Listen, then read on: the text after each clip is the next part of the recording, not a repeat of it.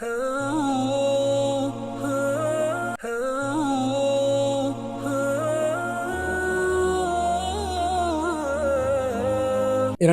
மஸ்ஜித் Nabawi Medina முனவ்வரா குத்பா ஷேக் அப்துல் பாரி சுபைத்தி ஹஃபிஸ் எழுதியிருந்தார்கள். அல்லாஹ்வுடன் நல்லெண்ணம் வைப்போம் என்ற கருத்திலே ஹம்து ஸலவாத் தக்வாவுடைய வசியத்துக்கு பின்னால் பொதுவாக அல்லாஹ்வோடு நல்லெண்ணம் கொள்கின்ற உணர்வு இருக்கிறதே, அது நல்ல சந்தோஷமான கலக்கமற்ற நிம்மதியான மனமான வாழ்க்கைக்கு ஒரு திறவுகோல். அது அல்லாஹ்வோடு நம்பிக்கை உறுதியாக இருக்கின்ற பொழுது அல்லாஹ்வுடைய நுட்பங்கள், அல்லாஹ் நிர்வாகம் செய்ய நம்முடைய நுட்பங்களை ஈமான் கொள்வது, திருப்தி செயல்படுவது, நடக்கின்ற அனைத்தும் அல்லாஹ்வுடைய நாட்டப்படி நடக்கிறது, முடியும்படி நடக்கிறது என்று ஈமான் கொள்வது, அது பொதுவாக இதற்குரிய ஒரு திறவுகோலாக அமைகிறது.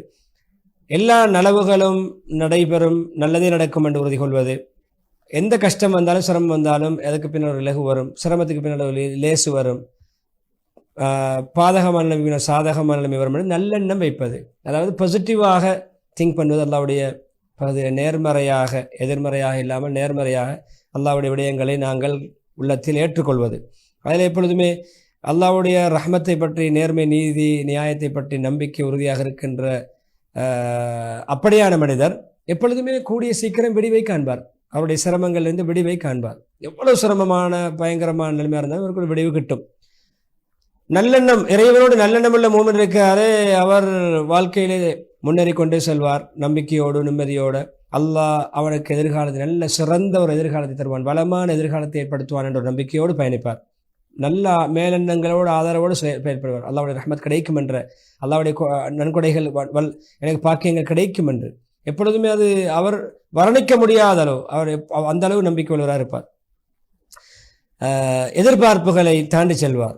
எப்பொழுதுமே அவருடைய ஈமானுடைய அந்த பலம் அவரை முயற்சியின் பக்கம், சாதனை புரிவதின் பக்கம், எல்லா விடயங்களையும் மிக அதிசயிக்கத்தக்க பிரமாதமாக நிறைவேற்றுகின்ற வீரமோடு தைரியத்தோடு நற்சகுணம் பார்த்து எல்லா விடையும் நற்சகுணமாக பார்ப்பார். துச்சகுணமாக தரத்திரியமாக பார்க்க மாட்டார். எனவே பொதுவாக வாழ்க்கையுடைய முறையே சோதனை என்பது நல்லா வைத்திருக்கிறான். அது திடீரென்று சோதனை வரும். பொறுமையால் யாருன்னு பார்ப்பதற்காக வேண்டி, யக்கீனை கூட்டுவதற்காக வேண்டி, நம்பிக்கை. எனவே அல்லாஹ்வின் மீது உள்ள நல்லெண்ணம் இருக்கிறதே, அல்லாஹ் என்னுடைய இரக்கம் எனக்கு நல்ல விடயங்களை ஏற்படுத்துவான், நல்ல நிலைமையை தருவான் என்ற நம்பிக்கை சிரமங்களை கூட அது ஒரு உபகாரமாக மாற்றும். மெஹ்னா என்றால் சிரமம், மின்ஹா என்றால் உபகாரம். அது துன்பத்தை இன்பமாக மாற்றும். கவலையை அல்லாஹ்வுடைய ஒரு நுட்பம் என்றதாக மனதாக ஏற்றுக்கொள்ள வைக்கும். அல்லாஹ்வோடு உறுதியான நம்பிக்கை உள்ள ஒரு உண்மையான மூமின் இருக்கிறானே, அவன் சோதனைகளை கடந்து செல்வான். சோதனை கடந்து பொறுமை செய்வான். அந்த பொறுமை அவருக்கு ஞாபகத்தாக மாறும், அவருடைய அந்தஸ்தை உயர்த்தும்.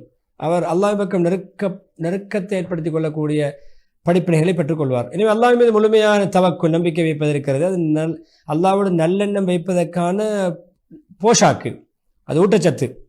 ஹஸ்னுல்லாஹ் பின் அல்லாஹ்வோடு நல்லெண்ணம் வைப்பதற்கான ஊட்டச்சத்து போஷாக்கு தவக்குல். அல்லாஹ் மீது நம்முடைய விடயங்களை பாரம் சாட்டுவது, அது உண்மையிலே ஒரு உள்வாரியான பலத்தை, மன தைரியத்தை தருவதற்கான ஒரு அடிப்படை. மனிதனை நிராசையிலிருந்து, எப்பொழுதும் வீழ்ச்சியிலிருந்து, கவலைகளிலிருந்து, சிரமங்களுக்கு முகம் கொடுக்கின்ற பொழுது, சோதனை முகம் கொடுக்கின்ற பொழுது நிராசையாகுவதை விட்டு மனை பாதுகாக்கும். எனவே அல்லாஹ் மீது உண்மையான முறையிலே யார் நம்பிக்கை வைப்பாரோ அவருடைய உள்ளம் அல்லாஹ்வின் மீது நம்பிக்கையால் உறுதியால் நிறையும். அல்லாஹ் தன்னை கைவிட மாட்டான், எனக்கு உதவி செய்வான். எனவே சோதனைகளில் கூட வெற்றிக்கான வழியை காண்பார். பல நெருக்கடிகள் சவால்களுக்கு மத்தியில் கட்டங்கள், ஒரு கட்டமாக உயர்வின் பக்கம், மேன்மையின் பக்கம், முன்னேற்றத்தின் பக்கம் ஏறுகின்ற ஏணியாக அதை பயன்படுத்திக் கொள்வார். சிரமங்கள் சோதனை வருகின்ற பொழுது தன்னை பரிசுத்தப்படுத்துவதற்கான அந்த சோதனைகள் தன்னை பரிசுத்தப்படுத்தக்கூடிய ஒரு, தன்னை தீட்டக்கூடிய, துருவகற்றக்கூடிய ஒன்றாக பார்ப்பார். எனவே அது குர்ஆன் பல விடயங்களை நமக்கு அல்லாஹ்வோடு நல்லெண்ணம் வைக்கின்ற நிகழ்வுகளை நமக்கு விவரிக்கின்றது, அழகான முறையில் விவரிக்கின்றது. மரியம் அலைஹிஸ்ஸலாத்துடைய நிகழ்வுக்கு சிறந்த சான்று. ஆரம்பத்திலே கணவன் இல்லாமல் பிள்ளை பாக்கியம் கிடைக்கின்ற அந்த அமைப்பை அவர்கள் புரிந்த பொழுது, நான் இதற்கு முன்னால் மௌத்தாக இருக்கக்கூடாதா, நான் ஒரு மறக்கடிக்கப்பட்ட சமூகத்திலே, அதாவது கணக்கெடுக்காமல் விடப்பட்ட ஒரு பொருளாக இருந்திருக்கக்கூடாதா, ஒரு முக்கியமான கண்ணியமான குடும்பத்து பிள்ளை. அந்த யுவதி சொன்னார், நான் ஏற்கனவே மௌத்தாக இருக்கக்கூடாது இந்த சோதனை வர முன்னால், அல்லது நான் ஒரு மறக்கடிக்கப்பட்ட ஒரு பொருளாக, கணக்கெடுக்கப்பட்ட ஒரு பொருளாக இருக்கக்கூடாது. ஆனால் அல்லாஹ்வுடைய நல்லெண்ணம், கணவன் இல்லாமல் பிள்ளை வைப்பது ஒரு சவால், அல்லாஹ்வுடைய ஏற்பாடு, சமூகத்துக்கு தெரியாது, சமூகம் குறை சொன்னார்கள், பழித்து பேசினார்கள். அல்லாஹ்வுடைய நம்பிக்கை. ஜிப்ரீல் சொல்வதை கண்டவுடனே சொன்னார்கள், ரஹ்மானின் மூலம் உங்களிடமிருந்து பாதுகாப்பு தருகிறேன், நீங்கள் தக்வாதாரி நடந்து கொள்ளுங்கள். மரியம் 18 வசனம். ஜிப்ரீல் மனித ரூபத்தில் வந்திருக்கிறார்கள் அந்த ரூஹை ஊதுவதற்காக வேண்டி. இனி அல்லாஹ்வுடைய ரஹ்மத் இறங்குகிறது. என்ன அல்லாஹ் சொன்னான், அல்லாஹ் அழைத்தான், கீழ்ப்பகுதியில் ஓசை வந்தது, கவலைப்பட வேண்டாம், சஞ்சலப்பட வேண்டாம், உங்களுடைய ரப் உங்களுக்கு ஒரு நீரூற்றை ஏற்படுத்தியிருக்கிறான். எங்கள் அந்த ஈச்ச மர தண்டை பிடித்து நீங்கள் ஆட்டுங்கள், உசுப்புங்கள், உங்களுக்கு செங்கனிகளை அது வீழ்த்தாட்டும், செங்கனிகள் விழும். எனவே நல்ல முறை சாப்பிடுங்கள், அருந்துங்கள், நீரூற்றில் அருந்துங்கள், ஈச்சம்பழங்களை சாப்பிடுங்கள், நல்ல கண்குளிர்ச்சியாக சந்தோஷமாக வாழுங்கள். நீங்கள் மனிதர்களுக்கு சந்திக்க வேண்டிய நிலைமை ஏற்பட்டால் நீங்கள் சொல்லுங்கள், நான் மௌன விரதம் என்று யாருடன் பேச மாட்டேன். யாராவது கேள்வி கேட்டால் பதில் சொல்ல தேவையில்லை, மௌன விரதம். நன்று யாருடன் பேச மாட்டேன்னு சொல்லுங்கள். மரியம் 24 தொடக்கம் 26 வசனங்கள். அது அல்லாஹ்வுடைய நல்லெண்ணம், அதுக்கான விடிவு வந்தது, அதற்கான வழி பிறந்தது. இப்ராஹிம் அலைஹிஸ்ஸலாம் நெருப்பிலே போடப்படும் பொழுது நல்லெண்ணம் வைத்தார்கள், அல்லாஹ்வை நம்பினார்கள். அல்லாஹ்விடத்தில் அல்லாஹ் எந்த நெருப்புக்குள்ளும் எனக்கு நலவை ஏற்படுத்துவான் என்று அல்லாஹ்வுடன் உள்ள தொடர்பை ஏற்படுத்தி நல்லெண்ணம் கொண்டார்கள். அந்த நெருப்பை அல்லாஹ் சாந்தமானதாக குளிரானாக மாற்றினான். ஹஸ்பி அல்லாஹ் வ நிஅமல் வக்கீல், அல்லாஹ் எனக்கு போதுமானவன், சிறந்த பாதுகாவல் என்ற துஆவோடு நெருப்புக்குள் வீசப்பட்டார்கள். அவர்கள் நெருப்புக்குள் மிக இனிமையாக இன்பமாக அதை குளிராக அல்லாஹ் மாற்றிக் கொடுத்தான். எனவே அதே போன்று அல்லாஹ்வுடைய நல்லெண்ணம், அல்லாஹ்வோடு நல்லெண்ணம் நபி ஸல்லல்லாஹு அலைஹி வஸல்லம் ஹிஜ்ரத் பயணத்தில் வெளிப்படுகிறது. அந்த குகையில், ஹிரா குகையில் சவுர் குகையில் இருக்கின்ற பொழுது அபூபக்கர் பார்த்து சொன்ன ஆறுதல், அபூபக்கர் சொன்ன, யார் சொல்லா, நாங்கள் அந்த எதிரி கீழே குனிந்தால் எங்களை கண்டு விடுவான் என்று கவலைப்பட்டு சஞ்சலப்பட்ட பொழுது, பயந்த பொழுது, நீங்கள் சஞ்சலப்பட வேண்டாம், கவலைப்பட வேண்டாம், நிச்சயமா அல்லாஹ் எங்களோடு இருக்க நம்பிக்கையோடு சொன்னார்கள். அல்லாஹ் பாதுகாத்தான். என்றாலும் அபூபக்கர் என்ன நினைக்கிறீர்கள்? 2 பேர் நாங்கள், 3வது அல்லாஹ் எங்களோடு இருக்கின்ற பொழுது நீங்கள் என்ன உங்களுடைய கருத்து, என்ன நினைக்கிறீர்கள்?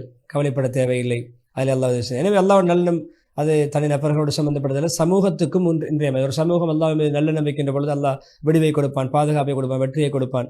எப்பொழுதுமே அவர்களுக்கு அல்லாஹ் கூடிய சீக்கிரம் அவருடைய சிரமங்களிலிருந்து விடுவை கொடுப்பான். அதிலே ஒரு சிறந்த உதாரணம் தான் உஹதுடைய போரின் பொழுது முஷ்ரிக்கீன்கள் அச்சுறுத்தினார்கள் சஹாபாக்களை. மக்கள் உங்களுக்காக ஒன்று சென்றிருக்கிறார்கள், படை பட்டாளத்தோடு இருக்கிறார்கள், ஆயுத பாணிகள் இருக்கிறார்கள், கொஞ்சம் அஞ்சு பயந்து நடந்து கொள்ளுங்கள் என்று சொன்ன பொழுது இவர்களுக்கு டென்ஷன் ஆகவில்லை, சஞ்சலம் ஏற்படவில்லை. இன்னும் அவர்களுக்கு அந்த செய்திகள் ஈமானை கூட்டியது, சஹாபாக்களுக்கு ஈமான் கூடியது.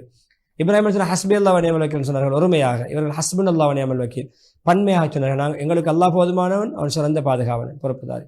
எனவே அல்லாஹ்வுடைய நியாமத்துகளை, கனிமத் பொருட்கள் எடுத்துக்கொண்டு அவர்கள் வெற்றிகரமாக விடு திரும்பினார்கள். அவர்கள் சிறந்த பாக்கியங்களை பெற்று சென்றார்கள், அவர்களுக்கு எந்த தீங்கும் ஏற்படாமல். ஆல இம்ரான் 163 174 வசனம்.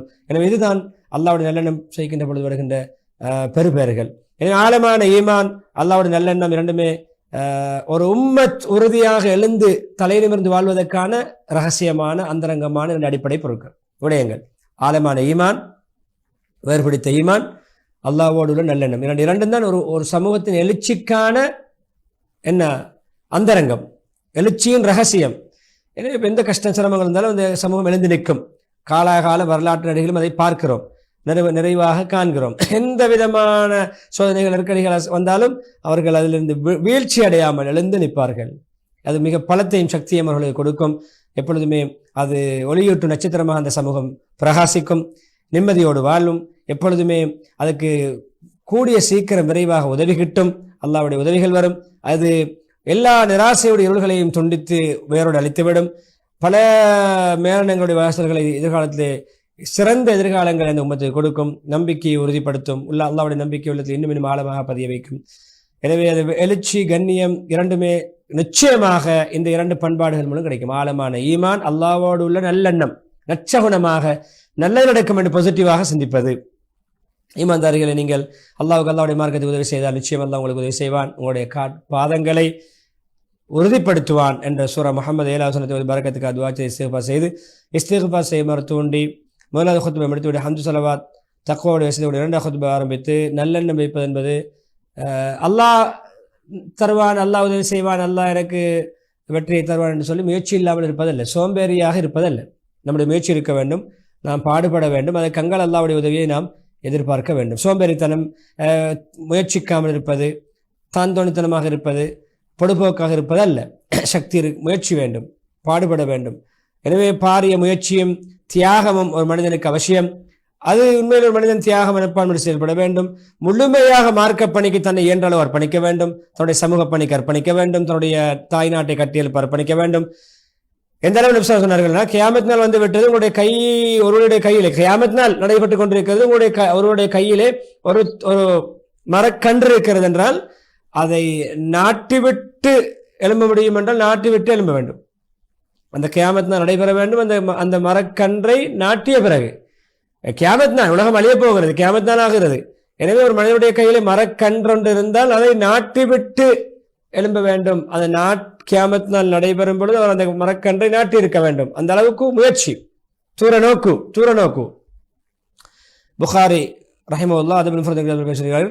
இறுதியாக, எனவே இப்படியான விடயங்களை நாம் பேணி பாதுகாக்கின்ற பொழுது, கரிசனை காட்டுகின்ற பொழுது எழுச்சி, விமோசனம், வெற்றி, எதிர்காலம் சிறப்பாக அமையும், எல்லா நலவுகளும் நமக்கு கிடைக்கும். இதுதான் உண்மையிலே கண்கூடாக காணுகின்ற பெருபேறுகள். அது நாம் சிலருக்கு விளங்காவிட்டாலும் அல்லாஹ் சுப்ஹானஹு வ தஆலா சொன்னான், யார் அல்லாஹ் அஞ்சு நடப்பார் அவருக்கு பல சிரமங்கள் வெளியாகின்ற வழிகளை எல்லாம் ஏற்படுத்துவான், அவருக்கு நினையாபுரத்திலிருந்து ரிஸ்க் அளிப்பான், வாழ்வாதாரங்களை கொடுப்பான். யார் அல்லாஹ் மீது நம்பிக்கை வைப்பாரோ அல்லாஹ் அவருக்கு போதுமானவன்.